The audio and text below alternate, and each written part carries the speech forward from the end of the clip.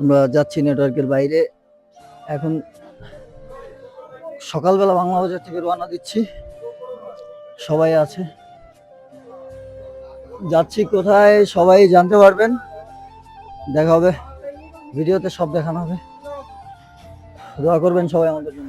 2025 সালের একদম শেষ দিনে মানে 31 ডিসেম্বর আমরা রওনা দিচ্ছি চর কুকরিমুকরির উদ্দেশ্যে, নেটওয়ার্কের বাইরে একদম নিরিবিলি পরিবেশে। কি অবস্থা? এই তো ভালো।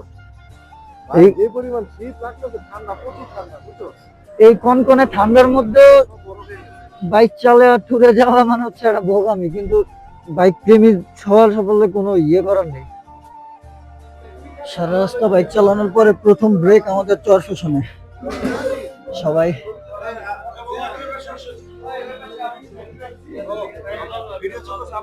প্রথম ব্রেকে আমরা চর স্টেশনে।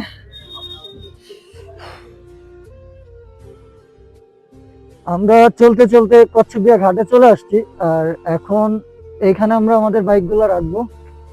কচ্ছপিয়া আসলে, কুকরি যাওয়ার জন্য কেউ কচ্ছপিয়া আসলে এখানে বাইকগুলো রাখতে পারবেন। এই যে এরকম একটা সুন্দর পার্কিং প্লেস আছে, আপনারা এই কচ্ছপিয়া কেউ আসলে কুকরি যাওয়ার জন্য এখানে গাড়ি পার্কিং করে রাখতে পারবেন, যদি কেউ বাইক নিয়ে আসেন।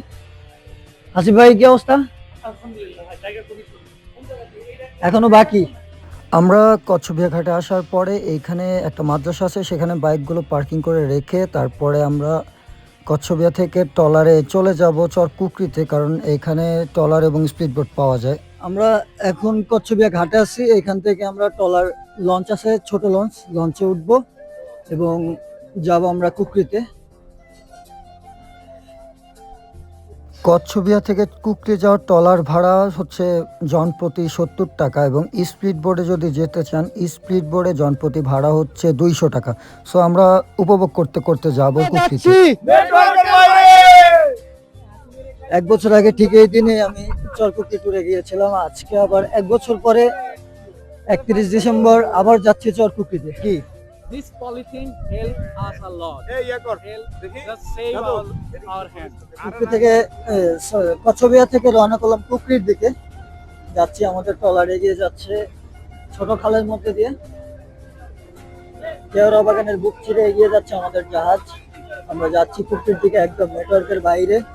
2-3 দিন নেটওয়ার্কের বাইরেই থাকবো আমরা।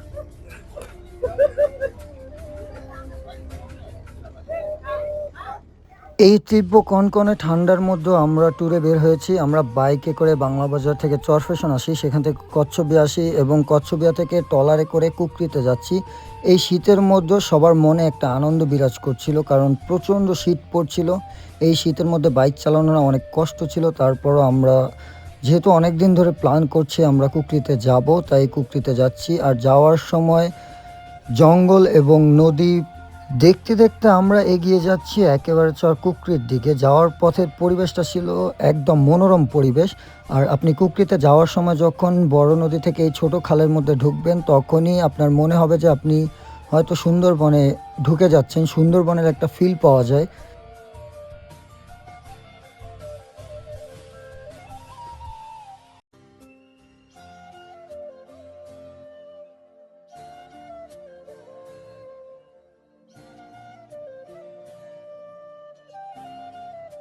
এরকম সুন্দর পরিবেশ উপভোগ করতে করতে, জীববৈচিত্র্য উপভোগ করতে করতে আপনারা চলে যেতে পারবেন চর কুকরি।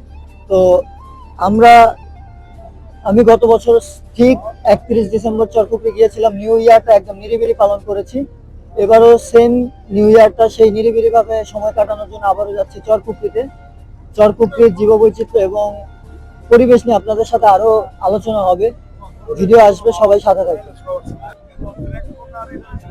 অবশেষে আমরা চলে এসেছি চরকুকরি ঘাটে। এখন নামবো, নেমে এখান থেকে অটো যোগে আমরা চলে যাব ডাকাতিয়ার খাল।